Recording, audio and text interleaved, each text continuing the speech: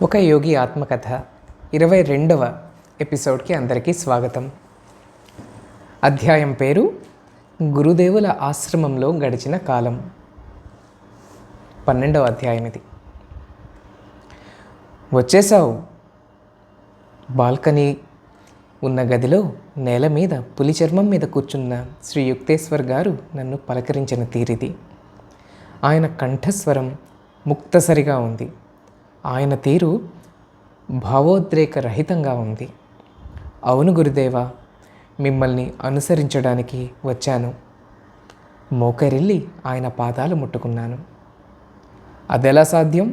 నువ్వు నా కోరికల్ని ఉపేక్షిస్తావు. ఇక ముందు అలా జరగదు గురూజీ. మీ కోరికే నాకు శాసనం. బాగుంది. అలా అయితే నీ జీవితానికి బాధ్యత వహించగలను. మనస్ఫూర్తిగా ఆ భారం మీ మీదే పెడుతున్నాను గురుదేవా. అయితే నా మొదటి కోరికగా నువ్వు మీ వాళ్ళ దగ్గరికి తిరిగి వెళ్ళు. నువ్వు కలకత్తాలో కాలేజీలో చేరి చదువు కొనసాగించాలని నేను కోరుతున్నాను. మంచిది గురుదేవా అన్నాను నేను నా గాభరాన్ని మరుగుపరుస్తూ. ఈ పుస్తకాల బెడద ఏళ్ల తరబడి నాకు తప్పదా? మొదట్లో నాన్నగారు, ఇప్పుడు శ్రీ యుక్తేశ్వర్ గారును. ఎప్పుడో ఒకనాడు నువ్వు పడమటి దేశాలకు వెళతావు. అపరిచితుడైన హిందూ బోధకుడికి విశ్వవిద్యాలయం పట్టం ఒకటి ఉన్నట్లయితే అక్కడి ప్రజలు భారతదేశపు సనాతన విజ్ఞానాన్ని ఆకళించుకోవడానికి మరింత సుముఖంగా ఉంటారు అన్నారు గురుదేవులు. ఈ విషయం మీకే బాగా తెలుసు గురూజీ అన్నాను నేను. నా విచారం తొలగిపోయింది. పడమటి దేశాల గురించి ఆయన చేసిన ప్రస్తావన నాకు గజిబిజిగా ఊహకు అందకుండా ఉంది. కానీ అణుకువగా ఉండి గురువుగారిని సంతోషపెట్టడం నాకు చాలా ముఖ్యమైన తక్షణ కర్తవ్యం. దగ్గరగా కలకత్తాలో ఉంటావు. నీకు సమయం చిక్కినప్పుడల్లా ఇక్కడికి వస్తూ ఉండు అన్నారు. వీలుంటే ప్రతిరోజు వస్తాను స్వామి. నా జీవితంలో ప్రతి ఒక్క విషయంలోనూ మీ అధికారాన్ని కృతజ్ఞతతో అంగీకరిస్తాను. కానీ ఒక్క షరతు అన్నాను నేను. చెప్పు. దైవ సాక్షాత్కారం కలిగిస్తానని మీరు నాకు మాట ఇవ్వాలి. ఆ తర్వాత 1 గంట సేపు వాగ్యుద్ధం జరిగింది. గురువుగారు ఇచ్చిన మాట బోటు కాకూడదు. అదంత తేలిగ్గా ఇచ్చేది కాదు. ఇలాంటి వాగ్దానంలో విస్తారమైన ఆధ్యాత్మిక మార్గాల్ని ఆవిష్కరిస్తానన్న గూఢార్థం ఇమిడి ఉంది.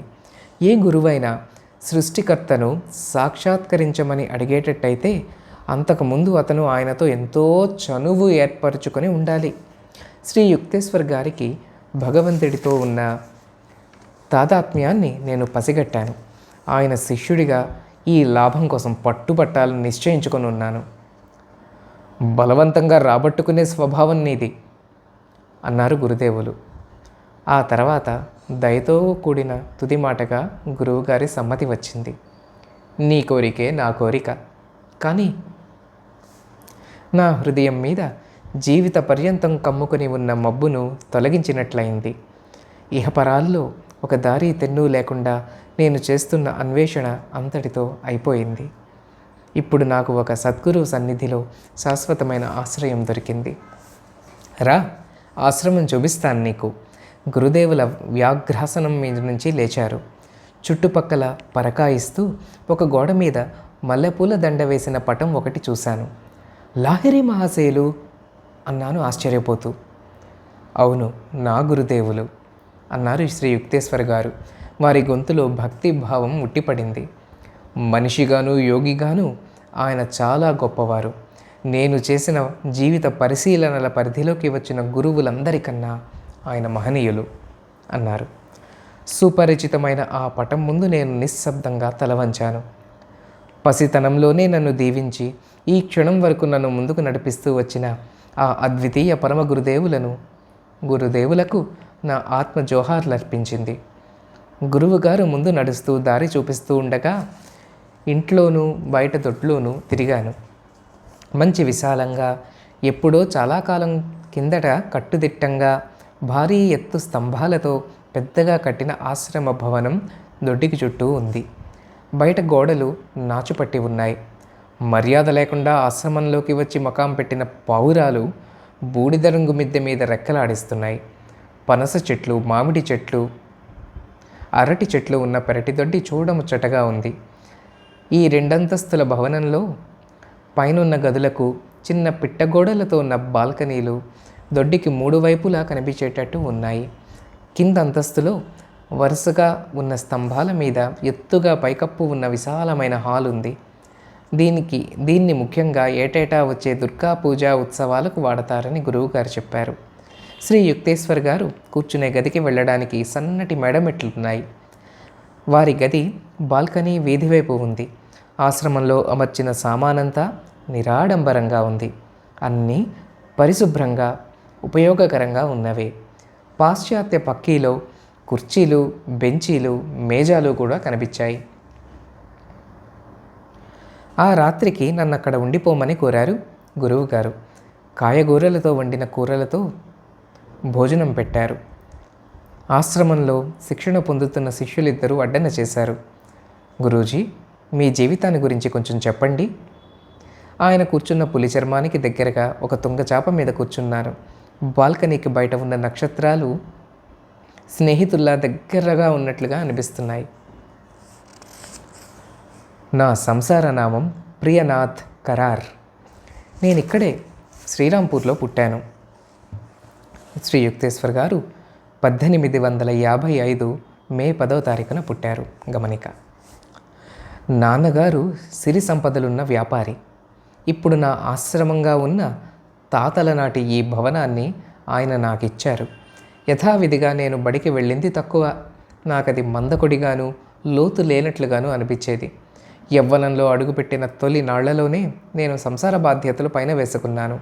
నాకు కూతురుంది, తనకి పెళ్ళయింది.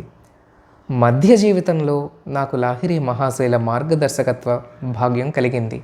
నా భార్య చనిపోయిన తర్వాత సన్యాసం తీసుకున్నాను. శ్రీ యుక్తేశ్వర్ గిరి అన్న కొత్త పేరు వచ్చింది. యుక్తేశ్వర్ అంటే ఈశ్వరుడితో ఐక్యమైనవాడు. గిరి అన్నది సనాతనమైన 10 సన్యాస ఆశ్రమ శాఖల్లో ఒకదాని పేరు. శ్రీ అంటే పవిత్రమైన. ఇది పేరు కాదు కానీ గౌరవవాచకం. గమనిక. ఇంతింత మాత్రమే నా జీవిత వృత్తాంతాలు అన్నారు గురుదేవులు.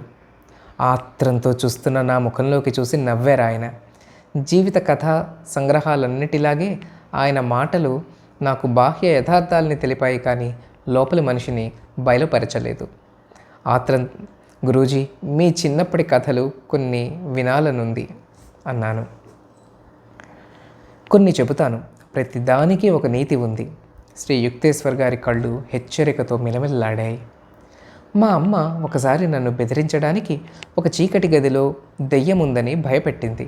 నేను వెంటనే అక్కడికి వెళ్ళి చూసి దెయ్యం కనిపించలేదని నిరాశగా చెప్పాను. మరెన్నడూ అమ్మ నాకు దెయ్యాల కథలు చెప్పి భయపెట్టలేదు. ఇందులో నీతి, నీ భయానికి కారణమైన దానికి ఎదుటపడి చూడు, అది నిన్నింక ఇబ్బంది పెట్టదు. నా జ్ఞాపకాల్లో మరొకటేమిటంటే, మా పక్కింటి వాళ్ళ గజ్జి కుక్క నాకు కావాలని కోరిక. ఆ కుక్క కోసం కొన్ని వారాల పాటు ఇంట్లో గందరగోళం చేసి పారేశాను. అంతకన్నా కంటికి ఇంపుగా ఉండే కుక్కల్ని ఇస్తామన్నా నేను వినిపించుకోలేదు. ఇందులో నీతి, మోహం మనిషిని గుడ్డివాణ్ణి చేస్తుంది. మనం కోరుకునే వస్తువు చుట్టూ అది ఊహాకల్పితమైన అందమైన ఆకర్షణ ఒకటి ఏర్పరుస్తుంది. మూడో కథ కుర్రవాడి మనసు మలచడానికి వీలుగా ఎలా ఉంటుందో తెలిపేది. మాట వరుసకు మా అమ్మ చేసిన వ్యాఖ్య ఒకటి విన్నాను. ఒకటి కింద నౌకరీకి కుదిరినవాడు బానిస అని. ఆ సంగతి నా మనసులో ఎంత గాఢంగా నాటుకుందంటే నాకు పెళ్ళైన తర్వాత కూడా ఉద్యోగాలన్నిటినీ నిరాకరించాను. కుటుంబానికి ఉన్న డబ్బు భూమి మీద పెట్టుబడి పెట్టి ఖర్చులు గడుపుకునేవాడిని. ఇందులో నీతి, సూక్ష్మ గ్రహణ శక్తి గల పిల్లలకు మంచివి అనుకూలమైనవి అయిన సూచనలు చెవులకు ఎక్కేటట్టు చేయాలి. వాళ్లకు చిన్నప్పుడు ఏర్పడే అభిప్రాయాలు లోతుగా నాటుకొని చాలా కాలం ఉండిపోతాయి. గురుదేవులు ప్రశాంత మౌనంలో నిమగ్నులయ్యారు. దాదాపు నడిరాత్రి వేళ నన్ను ఒక సన్నటి మంచం దగ్గరకు తీసుకువెళ్ళారు. గురుదేవుల ఆశ్రమంలో ఆ మొట్టమొదటి రాత్రి నాకు గాఢంగా మధురంగా నిద్రపట్టింది. మర్నాడు పొద్దునే నాకు క్రియాయోగ దీక్ష ప్రసాదించడానికి శ్రీ యుక్తేశ్వర్ గారు నిశ్చయించారు. అంతకు పూర్వమే నేను లహరి మహాశీల శిష్యుల ఇద్దరి దగ్గర క్రియాయోగ దీక్ష పొందాను. ఒకరు మా నాన్నగారు, రెండవ వారు నా సంస్కృతం నేర్పిన గురుదేవులు కేవలానంద గారు. అయితే శ్రీ యుక్తేశ్వర్ గారికి పరివర్తక శక్తి ఉంది. వారి స్పర్శతోనే లెక్కలేనన్ని సూర్యబింబాలు కళ్ళు మిరుమిట్లు గొలుపుతూ ఒక్కుమ్మిడిగా జ్వాజ్వల్యమాన అవుతున్నట్లుగా ఒకానొక మహా తేజస్సు నా మీద ప్రసరించింది. అనిర్వచనీయమైన ఆనందపు వెల్లువ ఒకటి నా హృదయాన్ని నింపేసి అంతరాంతరాల్లోకి వ్యాపించింది. ఆ మర్నాడు నేను ఆశ్రమం నుంచి బయలుదేరేందుకు సిద్ధం కాగలిగే సమయానికి అపరాహ్న వేళ దాటింది. నువ్వు 30 రోజుల్లో తిరిగి వెళతావు. నేను కలకత్తాలో మా ఇంటి గుమ్మంలో అడుగు పెడుతూ ఉండగా గురుదేవులు కాశీలో చెప్పిన జోస్యం ఫలించిన సంగతి మనస్సులో మెదిలింది. ఆకాశంలో ఎగిరే పక్షి మళ్ళీ గూటికి చేరడం గురించి నా చుట్టాలు సూటిపోటి మాటలంటారేమోనని భయపడ్డాను, కానీ అటువంటిది జరగలేదు. నేను నా అటక మీదకెక్కి ఒక సజీవ వ్యక్తిని చూసుకుంటున్నట్లుగా ఆప్యాయంగా చూసుకున్నాను. నా ధ్యానాలకు, సాధనలో నాకు ఎదురవుతున్న తుఫానులకు సాక్షివి నువ్వే. ఇప్పుడు నేను గురుదేవులు అనే ఓడరేవుకు చేరుకున్నాను అనుకున్నాను. బాబు, మనకు ఉభయ తారకంగా జరిగింది అనడానికి సంతోషంగా ఉంది. ప్రశాంతమైన సాయం సంధ్య వేళ నేను మా నాన్నగారు కలిసి కూర్చున్నప్పుడు ఆయన అంటున్నారు, ఒకప్పుడు నేను మా గురుదేవుల్ని అత్యద్భుతంగా దర్శించినట్లుగానే నువ్వు మీ గురువు గారిని దర్శించావు. లహరి మహాశైల పవిత్ర హస్తం మన జీవితాల్ని కాపాడుతూ ఉంది. మీ గురువు గారు మనకి అందుబాటులో లేకుండా హిమాలయాల్లో ఉండే సాధువు కారని, మనకి దగ్గరలో ఉన్నారని తెలిసింది. నా ప్రార్థన ఫలించింది. దేవుడి కోసం చేసే అన్వేషణలో నువ్వు నా కంటికి శాశ్వతంగా దూరం కాలేదు. నేను మళ్ళీ చదువు కొనసాగిస్తానని నాన్నగారు సంతోషించారు. దానికి తగ్గ ఏర్పాట్లు చేశారు ఆయన. ఆ మన్నాడు నేను కలకత్తాలో ఉన్న స్కాటిష్ చర్చ్ కాలేజీలో ప్రవేశించాను. నెలలకు నెలలు సంతోషదాయకంగా వడివడిగా గడిచాయి. నేను కాలేజీ తరగతి గదుల్లో బొత్తిగా కనిపించి ఉండనని సూక్ష్మగ్రాహకులైన పాఠకులు ఈపాటికే అనుమానించి ఉంటారు అనడంలో సందేహం లేదు.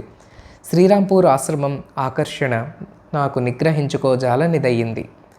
నేను నిరంతరం అక్కడే ఉంటున్నందుకు గురుదేవులు ఏమీ వ్యాఖ్య చేయకుండా నా ఉనికిని అంగీకరించారు. ఆయన విద్యాలయాల గురించి ప్రస్తావించడం సకృతు కావడం వల్ల నా మనస్సు తేలికపడింది. నేను విద్వాంసుడిగా తయారవడానికి మలచిన వాణ్ణి కానన్న సంగతి స్పష్టమే అయినప్పటికీ సమయానుగుణంగా కనీసం పాస్ మార్కులు తెచ్చుకోగలుగుతూ ఉండేవాణ్ణి. ఆశ్రమంలో నిత్య జీవితం సాఫీగా సాగిపోయేది. దాంట్లో మార్పు ఎప్పుడో కానీ వచ్చేది కాదు. మా గురుదేవులు వేకువ వేళకు ముందే నిద్ర లేచేవారు. పక్క మీద పడుకొని ఉండి కానీ, ఒక్కొక్కప్పుడు కూర్చొని ఉండి కానీ సమాధి స్థితిలోకి వెళ్ళేవారు. గురుదేవులు మేల్కొన్నారన్న సంగతి ఇట్టే తెలిసిపోయేది. పెద్దగా ఆయన పెట్టే గుర్రు చటుక్కున ఆగిపోయేది. 1-2 నిట్టూర్పులు, బహుశా శారీరకమైన కదలిక కావచ్చు. ఆ తర్వాత నిశ్శబ్దమైన శ్వాసరహిత స్థితి. ఆయన గాఢమైన యోగానందంలో నిమగ్నులై ఉండేవారు. తరువాత ఫలహారాల కార్యక్రమం ఉండేది కాదు. మొదట గంగ ఒడ్డున చాలా దూరం నడవాలి. మా గురువుగారితో పొద్దుటిపూట నడిచిన ఈ నడకలు ఇప్పటికీ ఎంత వాస్తవంగా, ఎంత స్పష్టంగా మనసులో ఉన్నాయో జ్ఞాపకాల్ని అలవోకగా నెమరు వేసుకుంటే చాలు. నేను గురుదేవుల పక్కనే ఉన్నట్టు తరచూ అనిపిస్తూ ఉంటుంది. ఉదయ భానుడు ఏటికి వెచ్చదనం కలిగిస్తున్నాడు. జ్ఞానాధికారంతో నిండిన ఆయన కంఠస్వరం కంగుమని మ్రోగుతున్నది. స్నానం, ఆ తర్వాత మధ్యాహ్న భోజనం.